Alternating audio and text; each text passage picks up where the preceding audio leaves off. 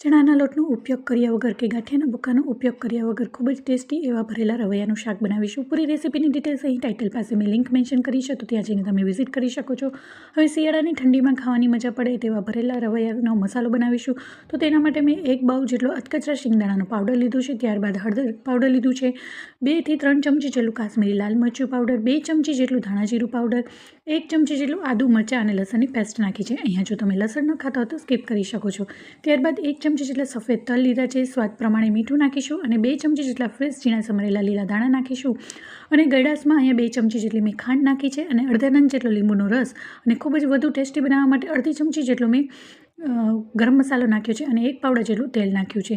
અહીંયા જે working woman છે કે આઉટ ઓફ કન્ટ્રી છે, જેની પાસે ટાઈમ નથી, તો તે આવી રીતના મસાલો બનાવીને અઠવાડિયા સુધી કે 10 દિવસ સુધી આ મસાલાને ફ્રીજમાં રાખી શકે છે. પણ એમાં તમારે લીંબુનો ઉપયોગ નથી કરવાનો. જ્યારે તમારે શાક બનાવવું હોય ત્યારે જ આ મસાલામાં તમે લીંબુ નાખી શકો છો.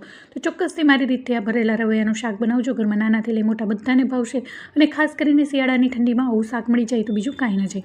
હવે રવૈયાને ઉપરથી 4 ભાગમાં મેં કટ કરી લીધા છે અને આ રવૈયાને હું ડીટીયા સહિત જ બનાવી રહી છું. અહીંયા જો તમારે ડીટીયા ન પસંદ હોય તો તમે કટ કરી શકો છો. તો આવી જ રીતના ઉપર સુધી હાથેથી આપણે રવૈયાને ભરી લઈશું અને હાથની મદદથી આંગળીએથી પ્રેસ કરી અને ઉપર સુધી સારી રીતના બધા જ રવૈયાને ભરી લઈશું. તો તમે જોઈ શકો છો મસ્ત એવા બધા જ રવૈયાને મેં ખૂબ જ સારી રીતના ભરી લીધા છે. અને આ રવૈયાના શાકને તમે બાજરાના રોટલી સાથે કે ભાખરી સાથે પણ ખૂબ જ એવું ટેસ્ટી લાગે છે. અને ખાસ કરીને આ બાજરાના રોટલા સાથે તો આ શાક તો બહુ જ ટેસ્ટી લાગશે. હવે બધા જ રવૈયાને મેં સારી રીતના ભરી લીધા છે. હવે તેનો વઘાર કરીશું. તો વઘાર કરવા માટે મેં થોડુંક એવું આગળ પડતું તેલ લીધું છે અને આપણે જે સ્ટફિંગનો મસાલો પણ વધ્યો છે, 8 થી 10 ટેબલસ્પૂન જેટલું મેં તેલ લીધું છે અને 1 ચમચી જેટલું રાઈ અને જીરું લીધું છે અને 1/4 જેટલી ચમચી જેટલી મેં હિંગ એડ કરી છે. હિંગ એડ કર્યા બાદ આપણે અહીંયા 8 થી 10 નંગ જેટલા મીઠા લીમડાના પાન અને 1 ચમચી જેટલું આદુ મરચાં અને લસણની પેસ્ટ નાખીશું. અહીંયા આપણે આ શાકમાં કોઈ પણ જાતના ગાંઠિયાનો ઉપયોગ પણ નથી કરવાના કે ચણાના લોટનો પણ ઉપયોગ નથી કરવાના. તો પણ એકદમ મસાલેદાર અને લચકેદાર શાક બનીને તૈયાર થશે. હવે આદુ મરચાં અને લસણની પેસ્ટ નાખી અને ચમચાની મદદથી સારી રીતના મિક્સ કરી લઈશું. ત્યારબાદ અહીંયા 2 ચમચા જેટલું એટલે કે 2 ટમેટા જેટલું મેં ટમેટાને ખમણી લીધા છે. અહીંયા પેસ્ટ નથી કરવી. ખમણીને લેવાથી ખૂબ જ શાકમાં એવો સરસ સ્વાદ આવશે અને ગ્રેવીવાળું શાક બનશે.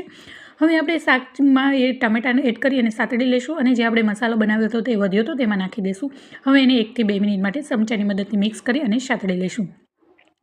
સતળાઈ ગયા બાદ અહીંયા 2 નંગ જેટલા લાંબી સ્લાઇસમાં કટ કરેલા મેં બટાકા એડ કરીએ છીએ. અહીંયા તમે આખા બટાકા પણ લઈ શકો છો. બાળકો છે એકલા રીંગણા નથી ખાવાનું પસંદ કરતા, એટલા માટે 2 નંગ જેટલા આવી રીતના લાંબી સ્લાઇસમાં કટ કરેલા અને મેં બટેકા એડ કર્યા છે. હવે બટેકા નાખી અને ખૂબ જ સારી રીતના ચમચાની મદદથી મિક્સ કરી લઈશું. ત્યારબાદ આપણે જે રવૈયા સ્ટફ કરીને રાખ્યા હતા ભરેલા એને આપણે એડ કરીશું. અને રવૈયા એકદમ કૂણા એવા છે એટલે બહુ જાજો કૂક થવા